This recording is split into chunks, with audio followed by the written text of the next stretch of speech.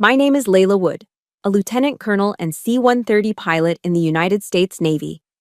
3 days ago, I flew a plane through a Category 4 hurricane to save 3 lives. Today, I am standing in a cold room that stinks of disinfectant and fear. Opposite me, Admiral William Maxwell throws my flight jacket onto the table. 42 years old, Lieutenant Colonel. His voice is ice-sharp. And you still act like an impulsive teenager. Your father had the same compassion, and it ended his career. You think you're special? He stands up, his face inches from mine. You are not a hero. You are a disgrace. Heroism doesn't feed logistics. You just threw away your wings. He thinks he's broken me, just like he broke my father. But he doesn't know one thing. The man I saved that night is about to become his worst nightmare. Let me know where you're watching from. Hit that like and subscribe button if you've ever been crushed by someone in power just for doing the right thing. The cockpit of a C-130 isn't built for comfort. It's built for work. And in a Category 4 hurricane, that work is hell. We were operating out of Naval Air Station Pensacola, Florida. The base was on high alert, the wind already screaming over the massive hangars like a living thing. My aircraft, call sign, The Rock, was rattling so hard I could feel the vibrations in my teeth. The air was thick with the smell of damp metal and ozone. This wasn't a normal storm. This was a monster trying to swallow us whole. The yoke bucked in my hands, slick with sweat. Every rivet in the fuselage was groaning, a high-pitched metal shriek that sounded terrifyingly close to tearing. Altitude holding, barely, my co-pilot muttered, his knuckles white on his own controls. Through my headset, I could hear my crew chief, Anderson, muttering a prayer in the cargo bay. Anderson was old school. He'd been working on these birds since before I'd pinned on my ensign bars.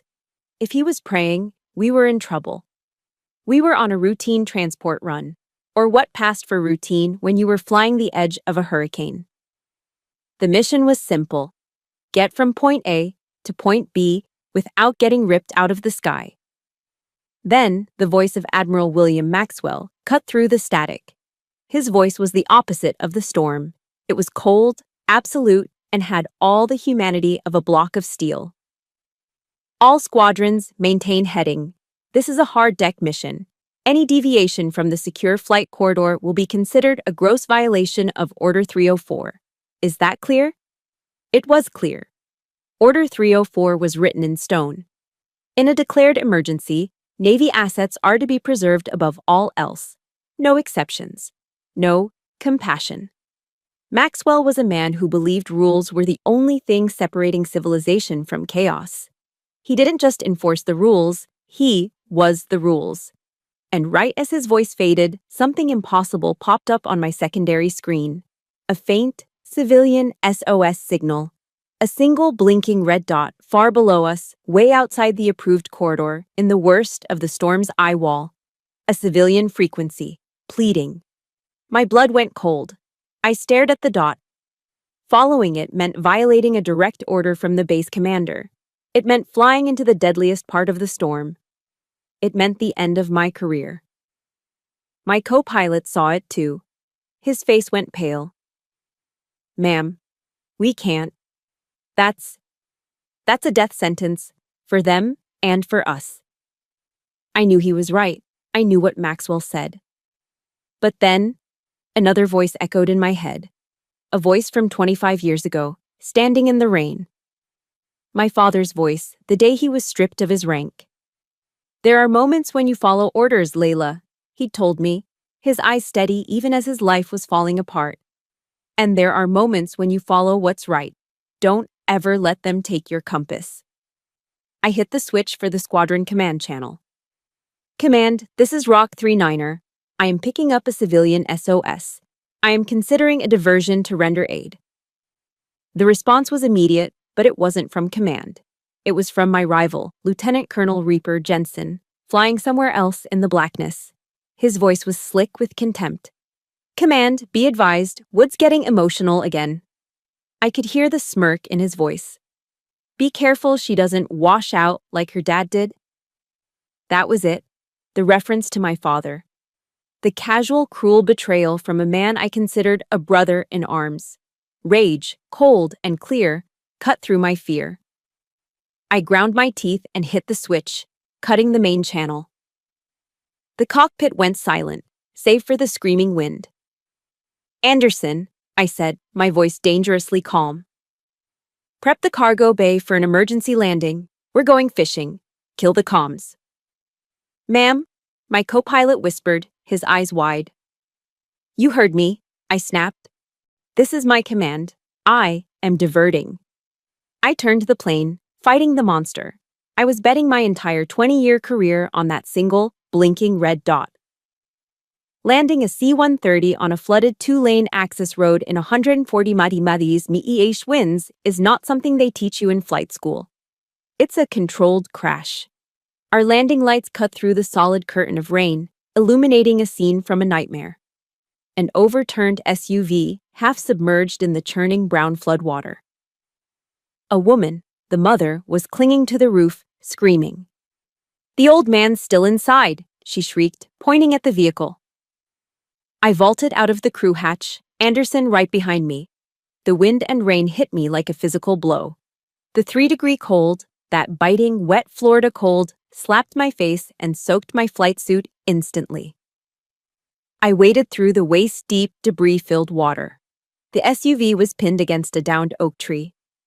"Ma'am, he's not moving!" Anderson yelled, prying the door open. The old man on the back seat was blue. His eyes were open, vacant. I grabbed his wrist. No pulse. He was coding. "Get him out, now!" We dragged him from the car, his body limp. We got him onto a small patch of grass, which was really just a sea of mud. The mother was hysterical. "He's dead, isn't he? Oh God, he's dead!" "Not yet," I roared over the wind. I ripped open the man's shirt.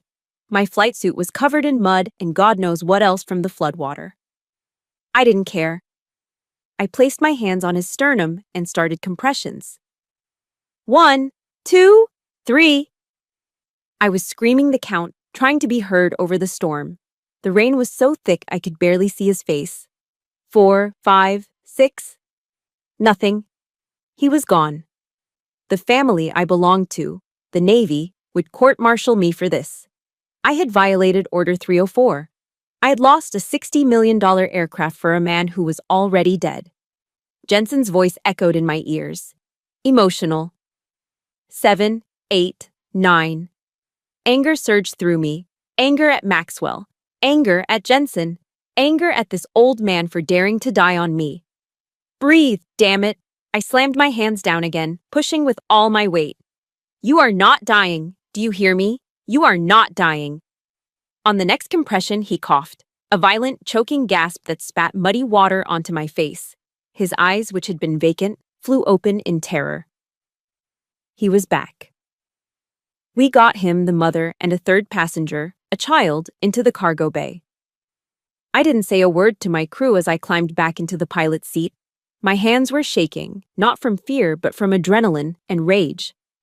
I taxied the Rock back onto the tarmac at Pensacola an hour later. The storm was still raging. As the engine spooled down, I saw my crew chief, Anderson, waiting for me on the rain-swept concrete. He was standing under a floodlight, and I could see the look on his face clearly. It wasn't relief. It was fear. And he was holding a piece of paper, a summons. The summons Anderson handed me on the tarmac was cold and damp from the rain. It didn't need to be. The chill came from the words on it. 80800. Admiral Maxwell's office. No escort. That last part was the knife. No escort. This wasn't a debrief. This was an execution. The next morning, I stood outside his office. The storm had passed, leaving behind that bright, sterile, humid air that always follows a hurricane in Florida. Maxwell's outer office was freezing. The only sound was the low, steady hum of the air conditioner, a mechanical drone that got inside my head. His secretary, a woman I'd known for 10 years, wouldn't meet my eyes. "He's waiting, ma'am." I walked in. The room was just as cold. Admiral Maxwell wasn't sitting behind his massive mahogany desk. He was standing in the middle of the room, waiting for me, his hands clasped behind his back. He was violating my personal space on purpose, a classic intimidation tactic. He let the silence stretch, forcing me to speak first. "Sir, you wanted to see me." He stepped closer, his eyes like polished stones. "Your father was a failure, Wood. A man who let his feelings override his oath, and you are walking the exact same path." I stood rigid, my eyes locked on the wall behind him. "Sir, with all due respect, I saved 3 lives." "You saved nothing," he was suddenly shouting, his face inches from mine. "You violated a direct order, endangered a $60 million asset, and exposed your crew to unacceptable risk, all for a feeling." He jabbed his finger hard into my chest, right over my name tag. "I will not let the sentimental, pathological compassion of your family line infect this base. You are suspended, effective immediately." I should have felt shock. I should have felt anger. But all I felt was a cold, familiar emptiness. The floor had just dropped out from under me. "But that's not all," he said, his voice dropping to a low, satisfied hiss. He stepped back and pointed to my chest. "Give them to me." "Sir?" "Your wings, Lieutenant Colonel. Give them to me. Now." This was a new level of cruelty. Flight wings are earned. They are part of you. You don't just take them. My hands were shaking, but not from fear. It was pure, distilled rage. I slowly reached up, my fingers fumbling with the pin. I unclasped them, the gold aviator wings I'd earned 20 years ago, and placed them in his outstretched palm. He looked at them. Then he looked at me, and his lips curled into a smile of pure contempt. "You'll report to Building 7, Logistics. Your off-flight status indefinitely." He tossed my wings onto his desk as if they were trash. "Go count socks and underwear, Lieutenant Colonel. That's your level now." My first day in hell was hot. Building 7 was a giant windowless metal warehouse that smelled of dust, old canvas, and processed food. In the Florida heat, it was an oven. I, a C-130 pilot with 10,000 flight hours, a combat veteran, a lieutenant colonel, was handed a gray plastic barcode scanner. My job was to conduct an inventory of MREs, meals ready to eat. I scanned a box. Beep. Beef stew, 24 units. I scanned another. Beep. Chili mac, 24 units. The logistics personnel, mostly young enlisted sailors, watched me. They didn't look at me with respect. They looked at me with a mixture of pity and raw fear. I was radioactive. I was the officer who had crossed the Admiral. Talking to me could end their careers. So they just stared, then went back to their forklifts, leaving me alone in the oppressive heat with the endless, mindless beep of the scanner. Beep. This is what a 20-year career sounds like when it dies. Beep. This is the sound of your family throwing you in the garbage. The worst part, the part that still makes my stomach clench, came at noon. The mess hall. I had to eat. I was still a human being. I walked into the squadron mess. It was loud, the familiar, comforting chaos of 100 pilots yelling, laughing, and scraping forks on plates. I stepped through the door, and the sound stopped. It didn't fade. It stopped, like someone hit a mute button. 100 conversations died mid-word. The clatter of knives and forks ceased. 50 pilots, 50 men I'd flown with, trained with, celebrated with, 50 men I called my brothers. Every single one of them looked up, saw me, and then looked away. They looked at their food. They looked at the walls. They looked anywhere but at me. The silence was deafening, broken only by a single, low snicker. Reaper, Jensen, and his table. They were staring right at me, smiling. I held my head high. I would not let them see me break. I grabbed a tray, my hands numb. I got my food, paid the cashier, and started walking toward an empty table in the corner. I had to walk past Jensen's group. As I passed, a pilot sitting with him, a young lieutenant I'd recently signed off on his C-130 certification, accidentally slipped. His entire tray of spaghetti flipped into the aisle, right at my feet. A spray of hot, pulpy red sauce and noodles splattered across my boots and the cuff of my uniform. "Whoa, my mistake, Lieutenant Colonel," the pilot said, his voice dripping with fake politeness. Jensen and his buddies erupted in laughter. I froze. I looked down at the mess on my boots. I looked up at the pilot, who was still smirking. Not one person said a word. Not one officer in that entire room stood up. Not one brother told him to clean up his mess. They just watched. I said nothing. I just stepped over the spaghetti and continued to my empty table. I sat down, in the suffocating silence, and I ate my lunch. It's a terrible feeling, isn't it? Being made to feel invisible by the very people you thought were your family. Being the one everyone whispers about, but no one will talk to. If you've ever felt that chill run down your spine, if you know what it's like to be the outcast in the room, please support this story by hitting like and just comment the word invisible below.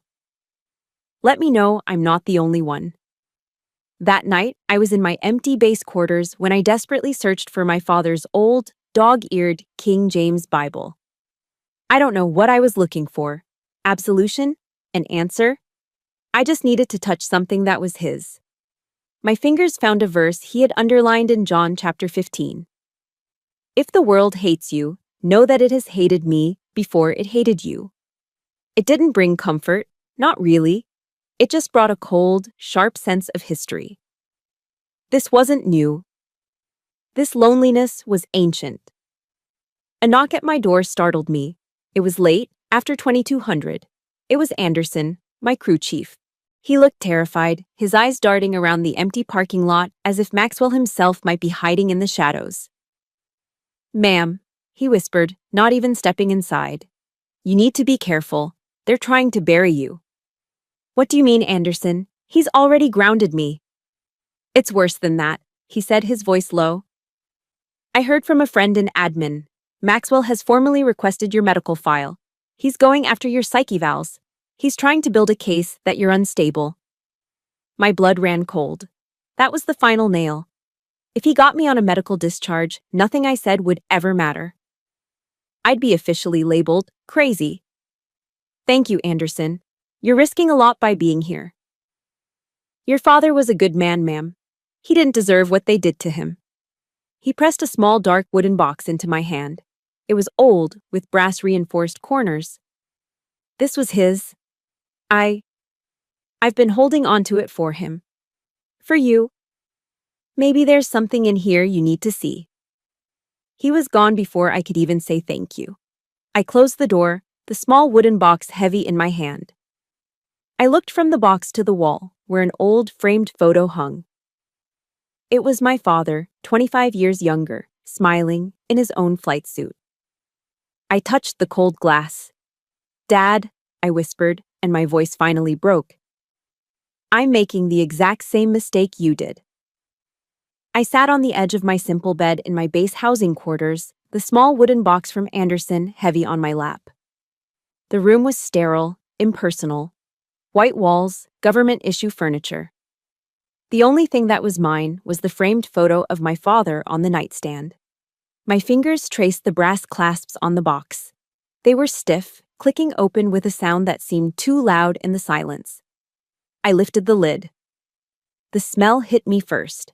A powerful, familiar scent of mothballs, old leather, and cedar.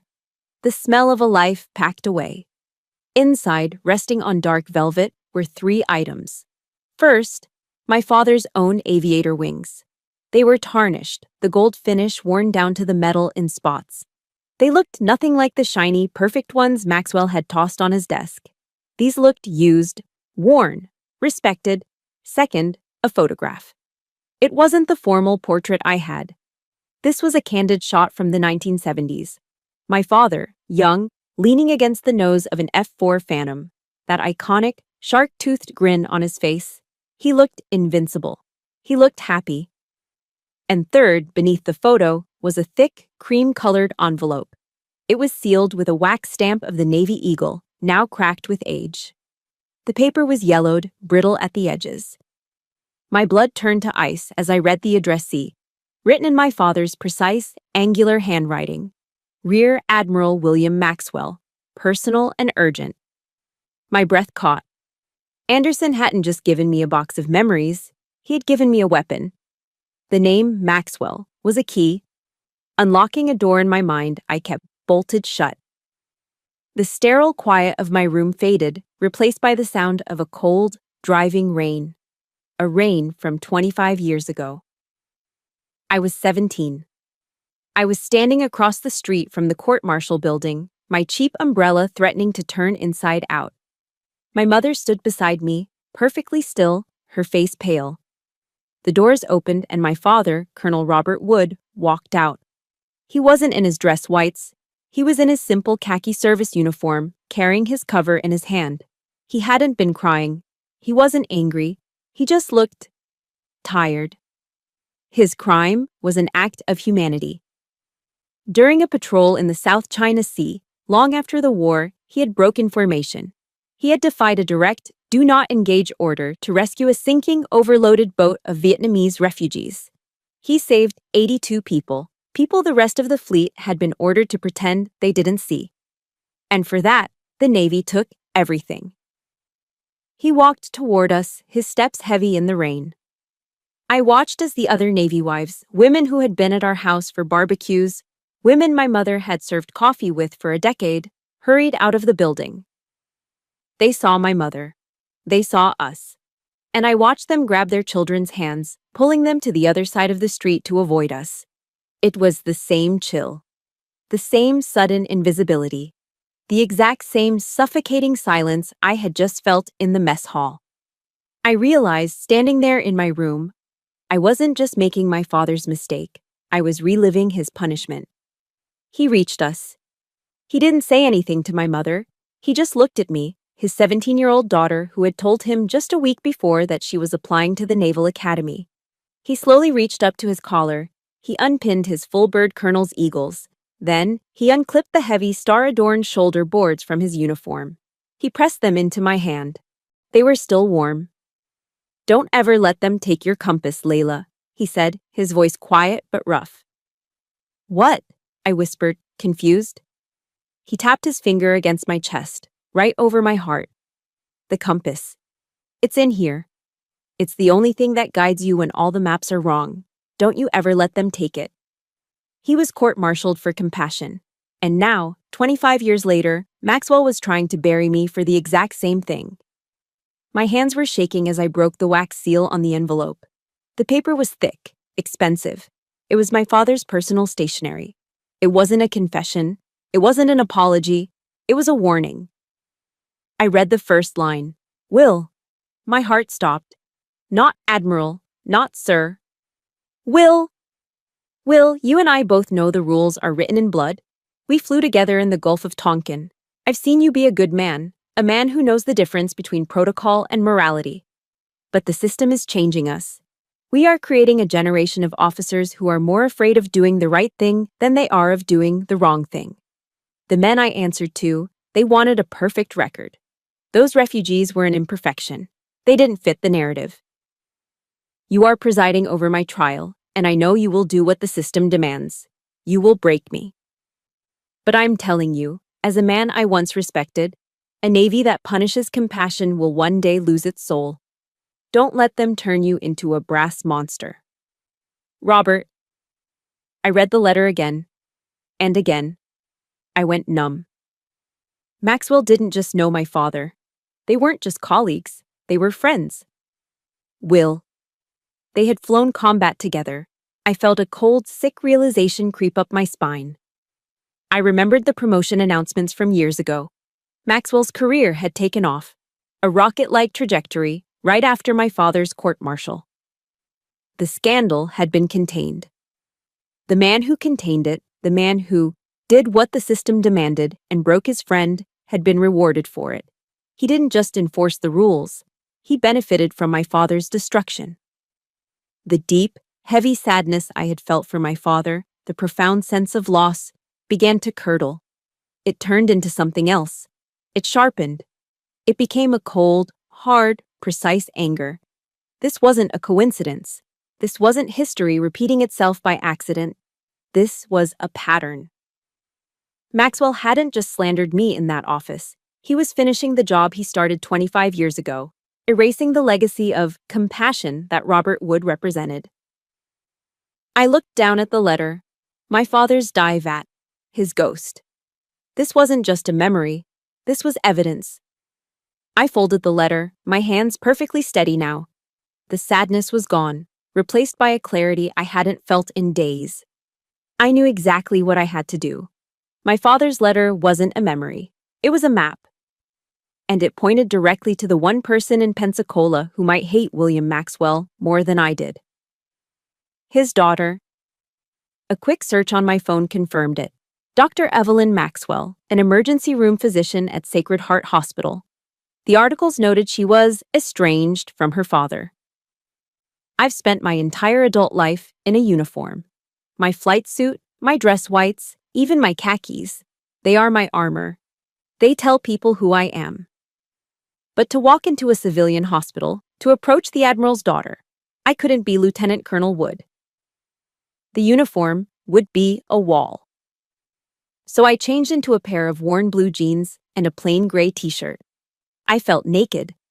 Stripped of my rank and my wings, I was just a 42-year-old woman walking into the unknown.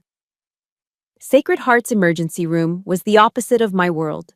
My world was procedure, order, and checklists.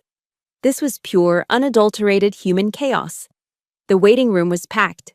The air hummed with the sound of daytime TV, a baby crying, and the constant hacking cough of an old man in the corner. The smell of industrial-strength disinfectant couldn't cover the underlying scent of sickness and fear. I, a pilot who controls a 100,000-pound aircraft in a hurricane, was now completely powerless. I was just another number waiting to be called. I sat for 2 hours, my father's letter feeling like a block of ice in my purse. "Dr. Maxwell?" I finally asked a nurse at the triage desk. The nurse gave me a weary look. "She's on hour 30 of a 36-hour shift, honey. It's a war zone back there. What's this about?" "It's personal. About her father." The nurse's face hardened. "I'll see if she'll come out. Don't get your hopes up." Another hour passed. I was about to give up when the double doors flew open and a woman in sweat-stained blue scrubs stormed out. She looked like she'd been through a battle. Her hair was matted, and her face was a mask of pure exhaustion and irritation. This was Evelyn Maxwell. She didn't even look at me. She was staring at her chart. "I was told you had a message about my father. You have 5 minutes. I have a guy in bed 4 with a heart attack." I stood up. "Dr. Maxwell, my name is Layla Wood." She stopped. Her head snapped up. The exhaustion in her eyes was instantly replaced by a cold, sharp, and intelligent hostility. She crossed her arms, a perfect defensive barrier. "Wood, the pilot, the one who rescued my grandparents." I was stunned. "You know who they are." "Of course I know," she snapped. "So, what is this? You're here for a reward? A medal? Or are you here to blackmail my father? Did he not offer you enough hush money to make this go away?" Her words were like bullets, and they hit just as hard. Her hostility was a wall, just as cold and silent as the one in the mess hall. My first instinct was to flinch, to retreat. But I wasn't just here for me. I was here for my father. I didn't defend myself. I didn't argue. I just reached into my purse, pulled out the yellowed 25-year-old envelope, and held it out. "I'm not here for money, doctor." Her eyes flickered down to the envelope, to the official Navy seal, to my father's handwriting. She didn't take it. "My father," I said, my voice quiet but steady, "wrote this letter to your father 25 years ago. He never sent it. My father tried to save your father's soul. Now I'm just trying to save myself." Evelyn stared at the letter. She saw the addressee, Rear Admiral William Maxwell.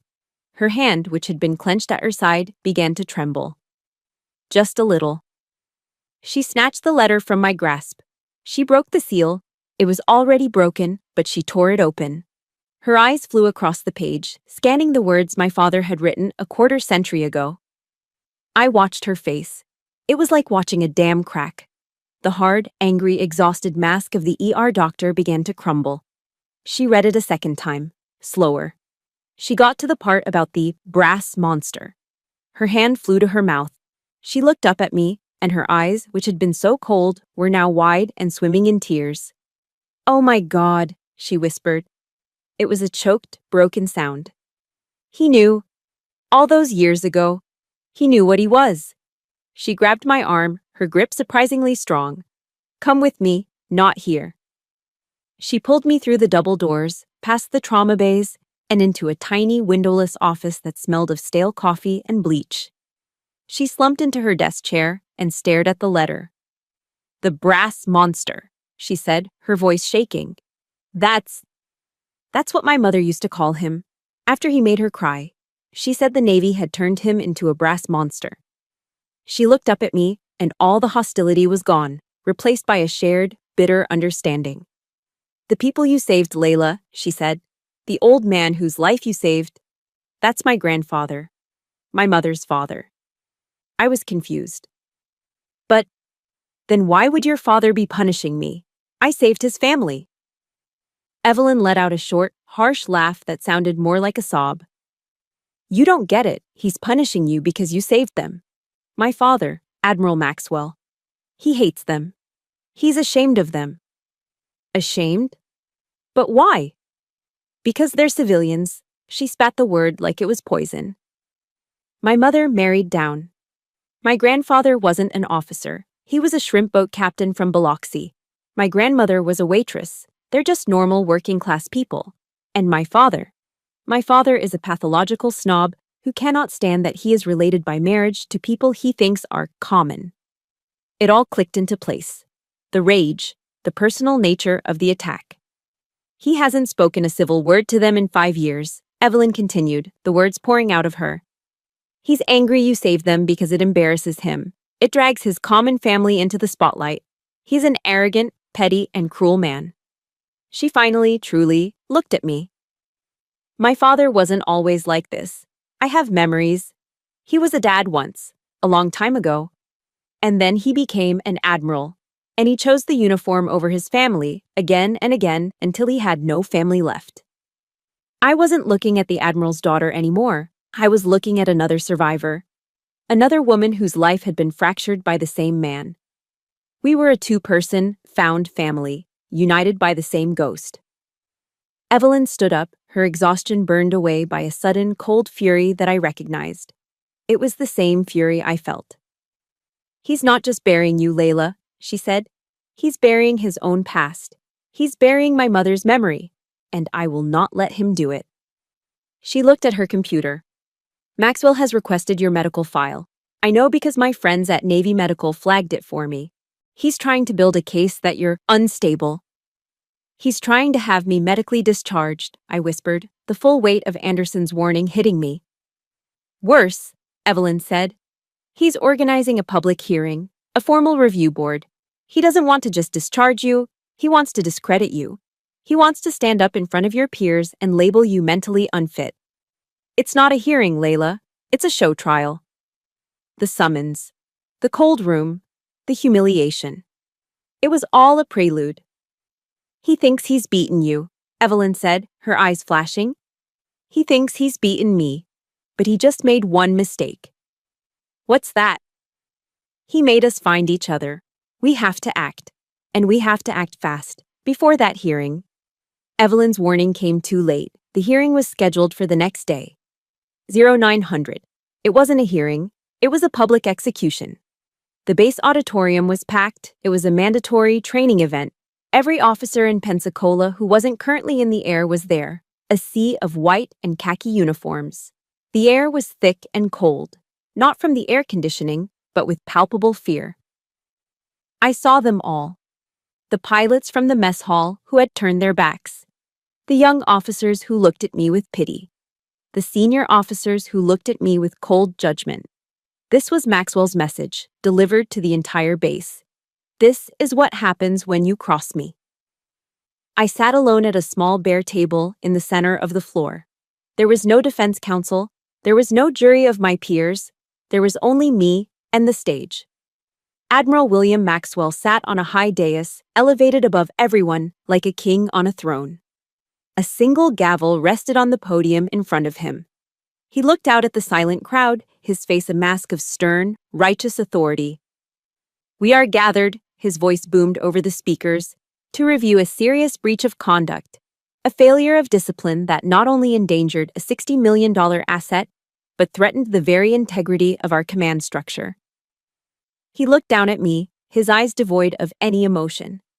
This is not a trial. The facts are not in dispute. This is a formal review of the actions of Lieutenant Colonel Layla Wood. He began by reading the official report, his voice cold and monotone. He referred to the people I saved as 3 unidentified civilians. He knew exactly who they were. He knew I had saved his own family. He was lying by omission, erasing his personal shame from the official record. I could feel Evelyn, somewhere in the back rows, seething. To understand the full scope of this failure, Maxwell continued, I call Lieutenant Colonel Reaper Jensen to the stand. My stomach tightened. Jensen strode onto the stage, immaculate in his dress-white uniform, looking like the Navy's recruiting poster. He stood at the podium, radiating a smooth, smug confidence. Lieutenant Colonel Jensen, Maxwell said, you were in the air during the event. Can you describe Lieutenant Colonel Wood's demeanor? Jensen nodded, his face a perfect picture of reluctant concern. With all due respect, Admiral, she was erratic. A murmur went through the crowd. She was shouting over the comms, Jensen said, his voice smooth as oil. She seemed highly emotional. When command denied her request to divert, she simply stopped responding. It was my assessment that she panicked. Liar. My hands, resting on the table, clenched into white-knuckled fists. I stared at the wood grain, digging my nails into my palms. She was feeling something, Jensen continued, putting a slight, derogatory emphasis on the word. It was unpredictable. In my opinion, sir, her emotional state compromised the entire crew. He was using the oldest attacks in the book. He was painting me as a hysterical woman, incapable of handling pressure. He was telling a room full of male pilots that I was exactly what they feared. Emotional. I felt hundreds of eyes on me, judging me, believing him. I had flown 10,000 hours. I had landed a C-130 with 2 engines out in a sandstorm. And this man, this weasel, was dismissing me as emotional in front of my entire world. Thank you, Lieutenant Colonel, Maxwell said, dismissing him. Jensen walked off the stage, shooting me a tiny, triumphant smirk as he passed. Maxwell picked up a sheet of paper. The charges are as follows. Willful disregard for a direct order, Article 92. Gross negligence and endangerment of a $60 million naval asset. Dereliction of duty. He put the paper down and leaned into the microphone. You did all of this, he said, his voice dropping, for a feeling. A feeling that you, a lieutenant colonel, decided was more important than the discipline of the United States Navy. He paused, letting the silence hang. Then, he delivered the killing blow. I have reviewed your record, Lieutenant Colonel. It is adequate. But it shows a disturbing pattern, a tendency to question, a tendency to prioritize emotion over order. He looked directly at me, his voice carrying to every corner of the packed hall.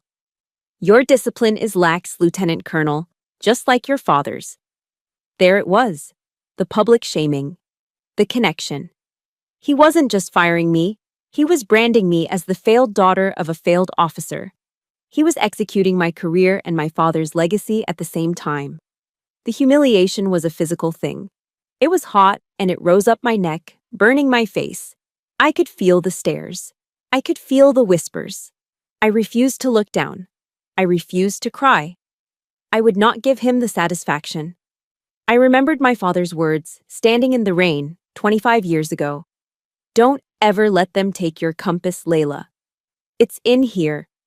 It's the only thing that guides you when all the maps are wrong. They could take my wings. They could take my career. They could humiliate me, but they could not touch that. My compass was my own. My spine straightened. The heat in my face cooled. My hands unclenched. I was no longer angry. I was just clear.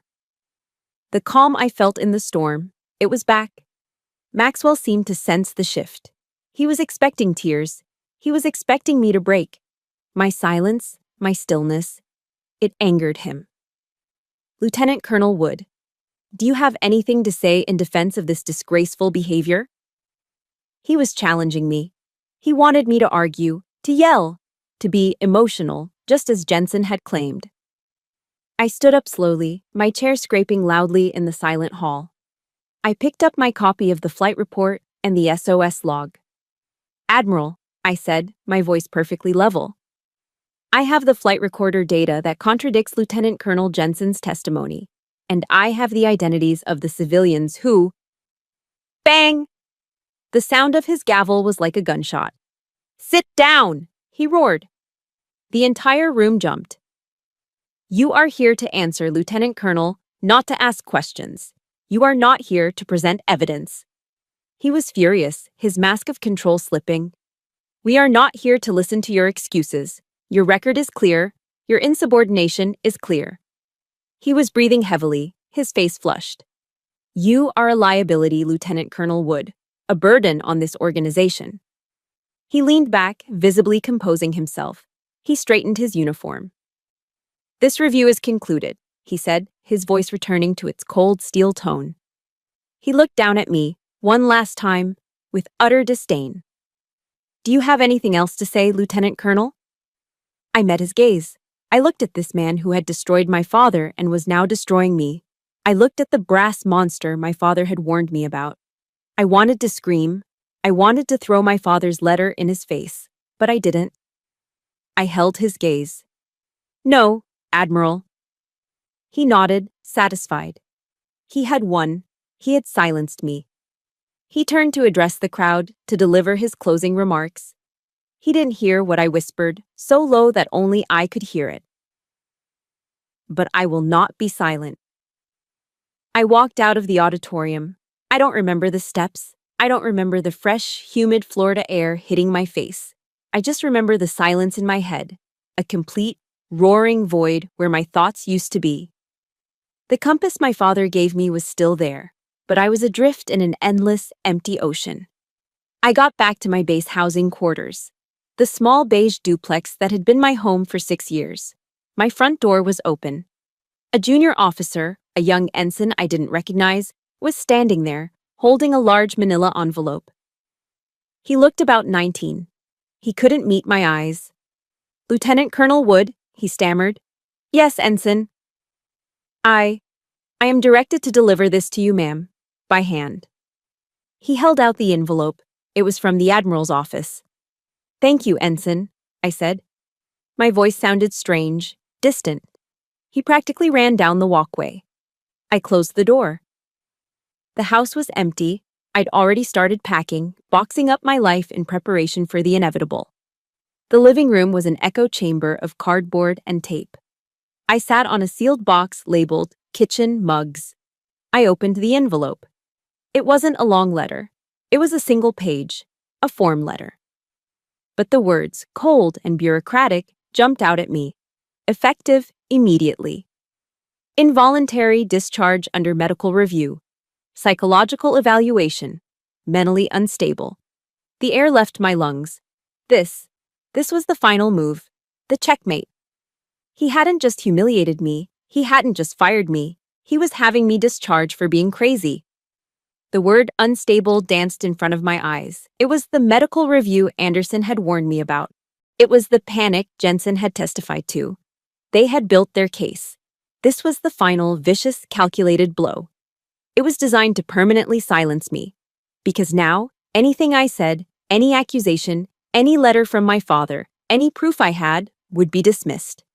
It would be the ramblings of a mentally unstable officer who couldn't handle the pressure. He wasn't just killing my career. He was erasing my credibility. He was erasing me. That was the last straw. That was the one blow I couldn't parry. The envelope slipped from my fingers. I slid off the box and onto the floor, my back against the wall. The silence in the empty house was terrifying. 20 years I had given the Navy. It was my church. It was my family. It was the only thing I knew. I had missed weddings, funerals, birthdays, all in service of the uniform. And they were throwing me away. Not just throwing me away, but labeling me as damaged goods. as trash. I reached into the small box of personal items I hadn't packed and pulled out my father's tarnished aviator wings. I clutched them in my hand, the metal digging into my palm. And for the first time since this whole nightmare began, I cried. I didn't just weep, I sobbed. It wasn't the hot, sharp cry of anger I'd felt in the hearing. It was the deep, gut-wrenching, ugly cry of complete and total exhaustion. The system had won. It had beaten my father, and now, 25 years later, it had finally, truly, beaten me. I had fought, I had held my head high, I had clutched my compass, and it didn't matter. They had taken everything anyway. I cried for my father.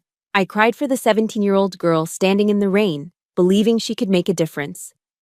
I cried for the 42-year-old woman sitting on the floor, holding the remnants of a life that was now over. I cried for the rot, for the corruption, for the fact that men like Jensen and Maxwell win. I don't know how long I sat there, just empty. Drained. Finished. In the corner, the old television I'd moved into the living room was still on, the volume low. I'd had it on for background noise to make the empty house feel less dead. It was playing a local news segment, a look-back piece. I wasn't really watching until I heard a name that cut through the fog. Captain Chesley Sullenberger, the news anchor said. I looked up. My eyes were swollen. On the screen was footage from years ago, the miracle on the Hudson. The U.S. Airways plane, floating in the icy water. Sully saved all 155 souls on board, the anchor said. But what many don't remember is the intense investigation that followed. They showed a graphic. They were talking about the NTSB, the National Transportation Safety Board. Sully faced, the anchor continued, an aggressive inquiry that suggested he could have made it back to the airport. They grilled him. They ran simulations trying to prove he was wrong. My tears stopped. I stared at the screen. They grilled him. They tried to prove him wrong. A man who pulled off a one-in-a-million miracle. A hero. The bureaucracy, the men at the desks, their first instinct was to second-guess him, to find a flaw, to blame the pilot. They did it to him, too. I slowly got to my feet. The despair, the exhaustion. It was still there. But something new was mixing with it. It was a spark, a tiny hot ember of pure, unadulterated rage. They did it to Sully. They did it to my father. And now they were doing it to me. This is what they do. The system doesn't protect heroes. It protects itself. My father's mistake wasn't compassion. His mistake was losing. My mistake wasn't breaking the rules. My mistake was thinking I could fight them alone. My entire focus shifted.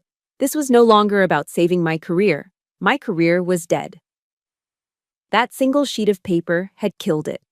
This was now about one thing: burning the whole rotten system down. This was about the truth. This was about my father. It was about Evelyn's family. It was about the anonymous fisherman Maxwell had let die 2 years ago. This was about justice, whatever the cost. Have you ever been pushed so far that you had to stop crying and start fighting? Let me know in the comments if you know that feeling, and hit that like button if you're ready for me to fight back. The anger brought clarity. I walked into the kitchen, my steps steady. I'd been so focused on defending myself inside the Navy, I'd forgotten about the world outside it. On my counter, under a stack of mail, was a small pile of business cards. One was from a reporter at the Pensacola News-Journal. He had tried to contact me after the rescue. At the time, I'd ignored him, as per regulations. I picked up the card. Mark Stevens, investigative reporter. I looked at the clock. It was 11:30 p.m. I didn't care. I pulled out my cell phone and dialed the number. It rang 3 times, and a sleepy, gravelly voice answered. Stevens. Mr. Stevens, my name is Lieutenant Colonel Layla Wood. There was a pause. I heard him sit up in bed.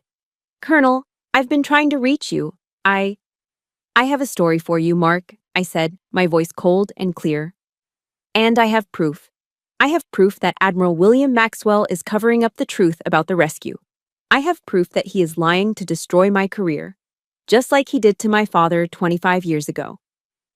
The phone call with Mark Stevens was short and direct. I was no longer a victim asking for help. I was a source, offering a kill shot. A Waffle House, he'd said, his voice gravelly. The one on I-10. 1 hour, come alone.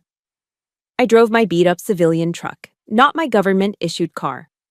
The Waffle House was an island of fluorescent light in the pre-dawn darkness, a classic 24/7 Southern landmark. I walked in, the smell of burnt coffee and sizzling bacon hitting me. It was a world away from the sterile, cold precision of the Navy. Mark was in a back booth, exactly like you'd picture an old-school local reporter. He was in his late 50s, with a crumpled shirt, tired eyes, and a notepad that looked like it had been through a war. I slid into the booth. A waitress came over. "Coffee," I said. "Black." "Same," Mark grunted. He looked at me, his eyes skeptical. "So, you're the pilot. You know how many calls I get from disgruntled personnel, Colonel? Most of them are just noise." "Was my father's case noise, Mr. Stevens?" His eyes sharpened. I slid my father's 25-year-old letter across the table. "He wrote this to Maxwell. He never sent it." Mark picked it up. He read it once. Then he read it again, slower. He looked up, and the skepticism was gone. "My God," he whispered. "I covered your father's court-martial. I was just a cub reporter. They buried him, Colonel. They fed us a line about insubordination, but it always smelled wrong. He's doing it again, Mark, to me. He held a public hearing and branded me unstable. I have the discharge papers to prove it. He's trying to silence me." "Why?" Mark asked. "Why you? Why this rescue?" "That's where it gets personal," I said. "I need you to meet someone." I called Evelyn. We met an hour later, the three of us in the most secure place I could think of. My parked truck in the empty lot of a closed-down strip mall. The only light came from a single, buzzing overhead lamp. "This is Dr. Evelyn Maxwell," I said, "the Admiral's daughter." Mark's eyes went wide. "And," I continued, "the granddaughter of the people I rescued." Mark just stared. "So, Maxwell is punishing you for saving his own family." "He's ashamed of them," Evelyn said, her voice tight with a lifetime of anger. "He sees them as common, as a slum family. He's punishing Layla because she exposed his secret." "That's a motive," Mark said. "But it's not enough. It's his word against yours. A she said between an admiral and his estranged daughter. We need something more." Evelyn's hands were trembling. "I have it," she said. She reached into her bag and pulled out a small leather-bound book. It was old, the corners worn soft. "This was my mother's journal," she said. She opened it, her hands gentle. We read it together, using the light from my phone. It was heartbreaking. It wasn't a diary of events, but of emotions. It described the transformation of William Maxwell, the young, loving husband she married, and then, slowly, the officer obsessed with rank, the man who stopped coming to family dinners, the man who, in her words, became the brass monster. Then Evelyn found the page. October 14th. William was supposed to visit father. He's sick, pneumonia. William refused. He said he couldn't be seen parking his Admiral's car in a slum. He's ashamed. He's ashamed of my family. He's ashamed of me. My God, it wasn't just a theory. It was written right there. This wasn't about naval discipline. This was about a petty, cruel, personal hatred. Layla Wood hadn't just saved 3 civilians. She had saved the very people Admiral Maxwell despised. "This is the motive," Mark said, his voice low and intense. "This is the why. Now we need the how. We need the pattern." "What pattern?" I asked. "Your father, you. It can't just be you two. A man this ruthless, this obsessed with control, he's done this before." Mark looked at me. "He's a zero-defect commander, isn't he?" I nodded. "The base has a perfect operational record. No accidents, no failures. It's uncanny." "It's not uncanny," Mark said. "It's a cover-up. Zero defect doesn't mean perfect. It means hides his mistakes. Give me 48 hours. Mark went to work. He was a shark who'd just caught the scent of blood. He dug into base records, cross-referencing them with public logs and Coast Guard reports. 2 days later, we met again, back at the Waffle House. I found it, Mark said, his eyes gleaming. 2 years ago, a shrimp boat, the Jenny, sank in a squall 30 miles off the coast. One fisherman had a heart attack on the life raft. The Coast Guard was minutes away, but they didn't have the right medical gear. They issued an emergency medevac request to Pensacola. We have the helicopters for that, I said. We're the closest. Exactly, Mark said. The request went straight to Maxwell's desk. It was bad weather, a risk, the kind of risk you just took. What did he do? Evelyn asked, though she already knew the answer. He denied the request, Mark said. I have the log. He wrote weather conditions unfavorable, not worth the risk to naval assets. The fisherman died on the raft. Maxwell's decision. But it was logged as a civilian casualty, and his perfect operational record remained intact. It was horrifying. He had let a man die rather than risk a blemish on his perfect record. There's more, Mark said. He had found 3 other officers, all now retired or in the reserves, who had been crushed by Maxwell. One for a minor landing gear incident, another for a small fuel spill. All of them had their careers ended for a single, minor mistake. All of them had been encouraged to retire quietly to avoid public disgrace. We had it. It wasn't just me. It wasn't just my father. It was a pattern. A 25-year pattern of ruthless ambition, of personal cruelty, of covering up the truth, and of destroying anyone who was a threat. The 3 of us sat there, in the booth. The Alliance, Layla, the soldier, the target, Evelyn, the doctor, the family, the keeper of the secret weapon, Mark, the press, the Fourth Estate. We weren't just fighting for my career anymore. My career was already dead. We were fighting for my father, Colonel Robert Wood. We were fighting for Evelyn's mother and the slum family she loved. We were fighting for the dead fisherman on the Jenny. We were fighting for every other officer Maxwell had ground into dust to protect his perfect record. Mark looked at me. I have everything I need. The letter, the diary, the medevac log, the anonymous testimony from the other officers. This is a story. This is a big story. What now? I asked. Now, Mark said, pulling out his laptop. We load the bullet. He looked at Evelyn, then at me. Once I hit publish, all hell will break loose. You both need to be ready. The brass monster is about to wake up. Mark's plan was timed to the second. The all-hands meeting was mandatory. Maxwell had summoned all 1,000 officers on base to the main auditorium. He was a man who needed an audience for his executions. Mark, Evelyn, and I had a plan. I wasn't going to hide. I wasn't going to be packed and gone by the time he announced my discharge. I was going to be there. I stood in the back, in uniform, my hands clasped behind my back. Maxwell took the stage. He stood at the high podium, basking in the sea of uniforms, the picture of absolute power. Good morning, his voice boomed, sharp and cold. We are here today to address a critical matter of discipline. This base, my base, operates on a zero-defect policy. There is no room for error. There is no room for weakness. He let the words hang. I could feel the fear in the room. This was his church, and he was the high priest. We demand perfection, he continued.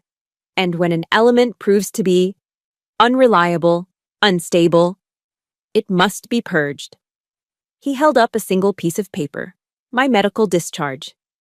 Today, we take that step. We purify our ranks.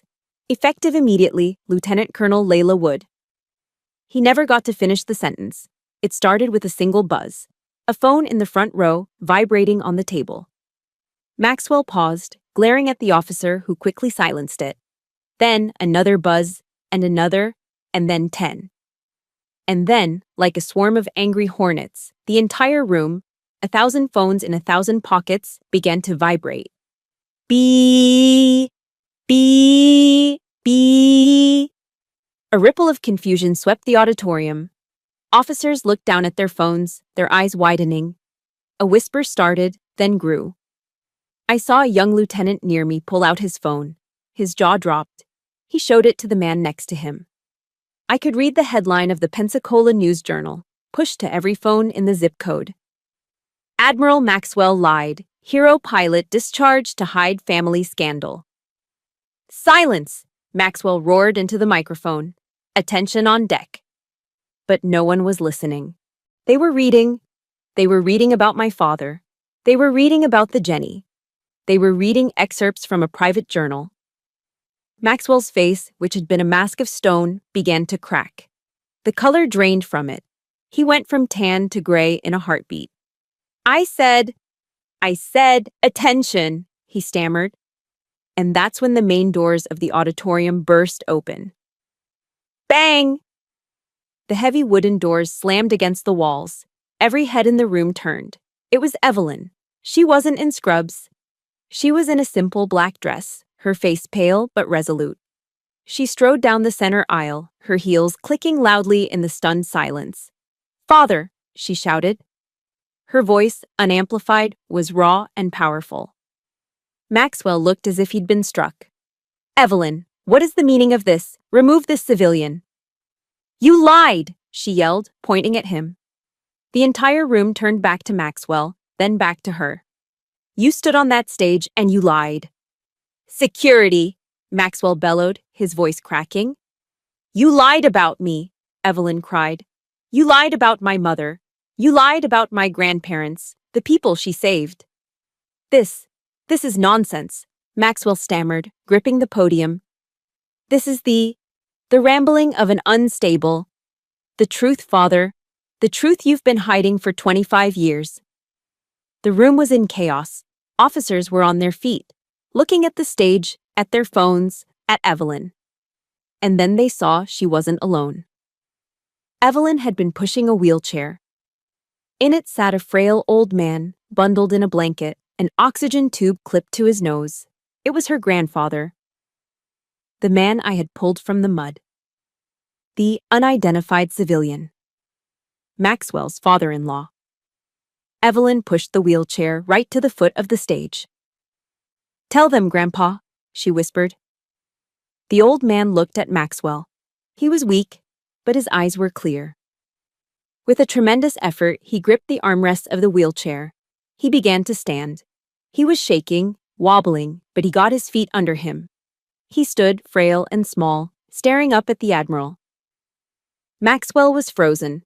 He looked like he had seen a ghost. Will, the old man said. His voice was a thin, reedy rasp, but in the dead silence, it carried like a cannon shot. Maxwell flinched. Will, the old man said again, his voice gaining a fraction of strength. I read the paper. I read what my daughter wrote about her mother. Sir, this is not the, Maxwell began. You let your pride, your damned black pride, you let it almost kill me, the old man rasped. You were ashamed of us, ashamed of your own family. That's a lie, Maxwell shrieked, his composure completely gone. And now, the old man said, ignoring him, you are letting that same pride destroy this woman. He turned slowly and looked across the floor to where I was standing in the back. He didn't know me. He'd been unconscious, but he knew. He pointed a shaky finger at me. Young lady, he called out, you are a hero. I felt the tears finally come, hot and fast. Then the old man turned back to the stage. He looked at the towering, decorated, powerful man on the dais, his son-in-law. He raised his finger one last time. And you, he said, his voice full of a lifetime of quiet disappointment. You are a coward. It was done. The word hung in the air. Coward. Admiral William Maxwell, the brass monster, the king on his throne. He didn't speak. He just deflated. He staggered back a step. He looked out at the 1,000 faces staring at him, faces that were no longer full of fear, but full of shock and contempt. He reached back blindly for the chair behind him. And he collapsed. He didn't faint. He just sank. A 60-year-old man, defeated, broken, and alone, in front of his entire world. The king was off his throne. The spell was broken. The aftermath of the all-hands meeting was not loud. It was a deafening corporate silence. The chaos of that morning gave way to a base holding its breath. Maxwell hadn't been arrested. He had simply vanished. He was escorted from the auditorium by two quiet, grim-faced officers from his own staff, and the base was left in a state of shock. Within 12 hours, a high-level investigation team from Washington, D.C. was on the ground. They weren't there to interview me. I had already given my statement to Mark. They were there to manage the fallout. The Pentagon, I realized, doesn't like scandals, but it hates losing. And Maxwell had just made the entire Navy look like a fool. The investigation was swift.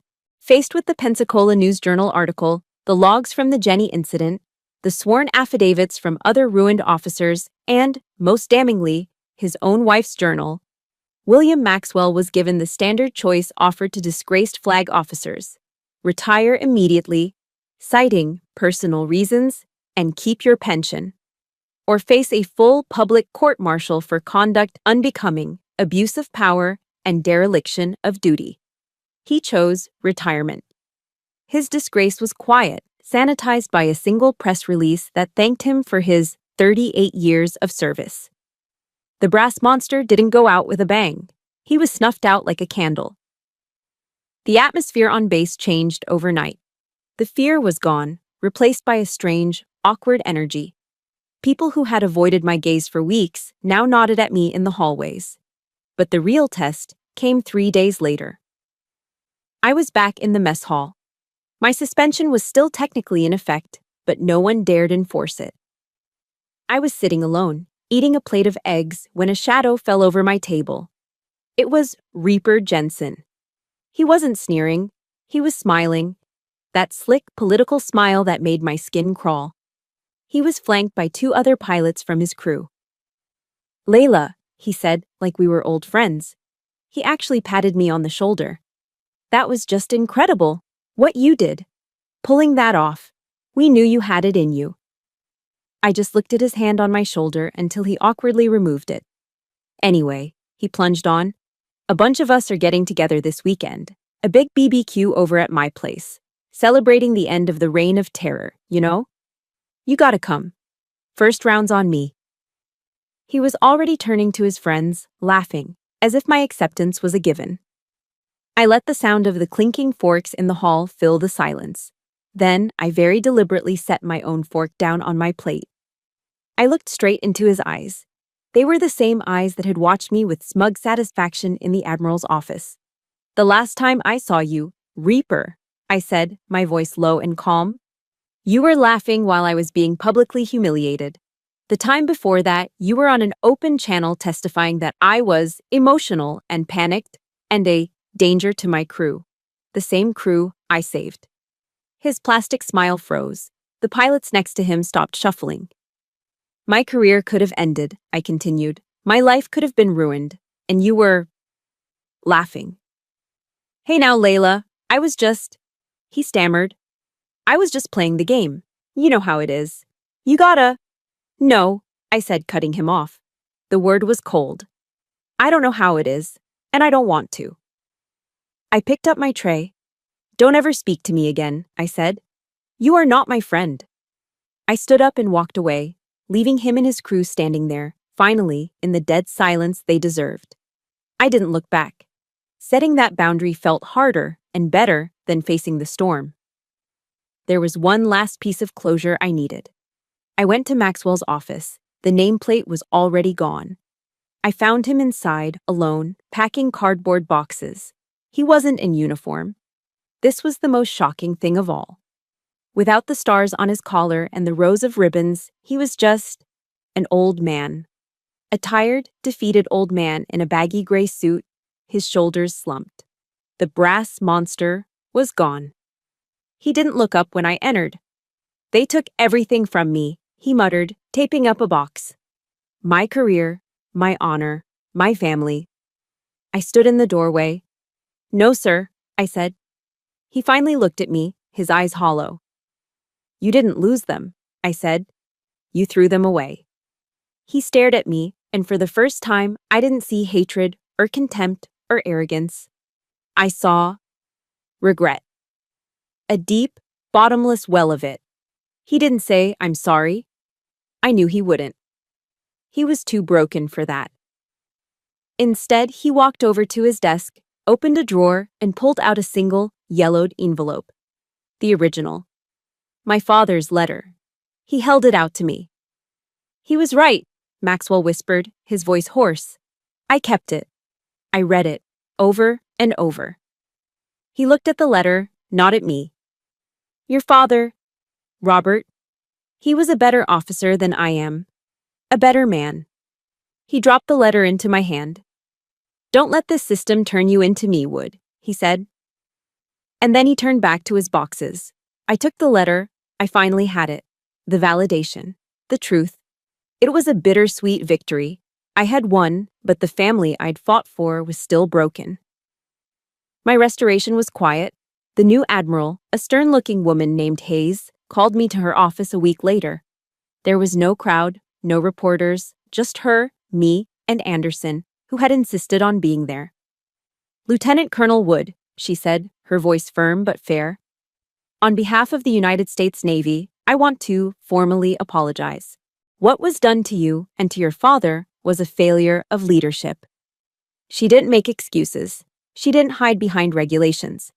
She picked up a small velvet box from her desk, opened it, and pulled out a new, shining pair of gold flight wings. "The sky is waiting for you," she said as she pinned them firmly onto my chest, right where they belonged. I saluted. "Thank you, Admiral." She saluted back. "Welcome back, Lieutenant Colonel." She paused, then gave me a small, rare smile. "And one more thing," she said. "We need your compass. Admiral Hayes's last words to me. We need your compass. We're not just symbolic." 2 weeks later, I wasn't summoned to an admiral's office. I was invited to Washington, D.C. I flew to the Pentagon, not as a defendant, but as a consultant. I sat at a long, polished table with a panel of admirals and aviation policy writers. They were grim-faced, facing a PR nightmare, but they were also, for the first time, listening. Lieutenant Colonel Wood, the panel chair, a 4-star admiral, began. "We have read your report. We have read your father's letter, and we have read Admiral Maxwell's record. It's clear the system failed you. It failed your father. Our question is simple. How do we fix it?" I took a breath. This was it. This was the moment that mattered more than the storm, more than the hearing. "Admirals," I said, "the system didn't just fail us. We, the pilots, are failing the system. For 25 years, we've been operating under a doctrine of fear. We've created a generation of officers, as my father wrote, who are more afraid of doing the wrong thing than they are of doing the right thing." I pushed my father's letter across the table. My father was punished for compassion. I was nearly destroyed for it. Maxwell's zero-defect policy. That wasn't leadership, it was tyranny. It left no room for the human element. "What are you proposing, Colonel?" the chair asked. "I'm proposing a new doctrine," I said, my voice steady. "I'm proposing the Samaritan Flight Directive. A set of rules that protects officers who make good faith decisions to save human life, even if it means bending a procedural rule. A doctrine that prioritizes people over hardware. A doctrine that understands that a $60 million aircraft is worthless if it can't save a single life." I laid out my case. I talked about the storm. I talked about the gray areas. I argued that the true compass of the Navy shouldn't be a rule book, but the moral center of its officers. There was a long silence. Finally, the Admiral nodded. "You are asking us to codify compassion." "Yes, sir," I said. "I am." The debate in Washington took months. It was argued, dissected, and rewritten. But the tide had turned. The story of Maxwell, a man who would let his own family die to protect his record, was a stain they couldn't ignore. 6 months later, the Samaritan Flight Directive was officially adopted as United States Navy doctrine. Throughout the fleet, it became known by its unofficial name, Wood's Law. The sin that had destroyed my father's career, his compassion, was now a mandatory part of the curriculum. His de-ice grace, had become his legacy. I returned to Pensacola. I returned to my C-130. I returned to the sky. But everything was different. 1 year after that disastrous all-hands meeting, I stood in one of the main hangars at NAS Pensacola. The air was different. The fear was gone, replaced by noise. Young pilots, male and female, were gathered around a briefing table, not whispering, but openly arguing about ethics. They were dissecting a flight scenario, and I heard a young ensign challenge a senior officer. "But sir," she said, "would that be a Woods Law situation?" The culture of fear had been broken. He would be so proud, you know. I turned. Standing behind me was Anderson, my old crew chief. He was in civilian clothes, a loud Hawaiian-style shirt that was pure Florida retiree. "Chief," I smiled, giving him a hug. "I thought you were off fishing." "I was," he grunted. "Fish weren't biting. Came to see if you'd broken any more admirals." We stood there for a moment, watching the young pilots. "You did it, Lieutenant Colonel," he said, his voice thick. "You changed the whole damn thing." "No, Chief," I said, looking at the hangar. "My father did. It just took us 25 years to listen." He clapped me on the shoulder. "He'd be so proud of you, Layla." My healing didn't happen in a committee room in Washington. It happened in the air. My final checkout flight for my new role, commanding officer of the new Samaritan training program, was a routine hop. With me in the co-pilot seat was the young ensign I'd seen in the hangar, a sharp pilot named Maria Sanchez. "Nervous, Colonel?" she asked. "Always a little," I smiled. She plotted our course. We took off, climbing into the clear afternoon light. And then I looked down. We were over the Gulf of Mexico. The water wasn't gray and churning. It was a deep, brilliant, peaceful blue. I looked at the coordinates on the navigation screen. We were flying directly over the very spot where I had defied Maxwell's order. The place where the storm had nearly torn us apart. The place where I had performed CPR in the mud. I waited for the anger, for the fear, for the memory of the cold and the humiliation. But there was nothing. Just peace. The sky was clear. I had taken my sky back. I reached into my flight suit pocket. I pulled out the old, faded photograph of my father, the one of him grinning by his F-4 Phantom. I carefully taped it to the corner of my control panel. "Who's that?" Sanchez asked. "My compass," I said. We flew in silence for a while, the hum of the engines a comforting lullaby. "Colonel," Sanchez said quietly. "Yes, Ensign." I just wanted to say, the reason I joined, the reason I'm here flying C-130s, it's because of you. I read your story. Everyone did." She looked at me, her eyes serious. "Thank you," she said. "Thank you for showing us how to fly with a heart." I looked at her, this brilliant young pilot, the future of the Navy. And then I looked at my dad's picture. I smiled. "We did it, Dad." We reminded them. I placed my hand on the throttle. "All right, Ensign Sanchez," I said. "Let's take this bird home." We turned the aircraft. The C-130, the Rock, banked gracefully in the clear air, flying straight into the warm, golden light of the setting sun. It wasn't a victory. It was peace. My story ended with peace, but the journey was about finding that compass inside. My father was right. It's the only thing that guides you when all the maps are wrong. Thank you for listening to my story. If this journey resonated with you, please hit that like button and subscribe to the channel for more stories of finding your strength. And for everyone who has ever had to fight for what was right, please comment below and tell us about the compass that guided you. I read every single one. You are not alone.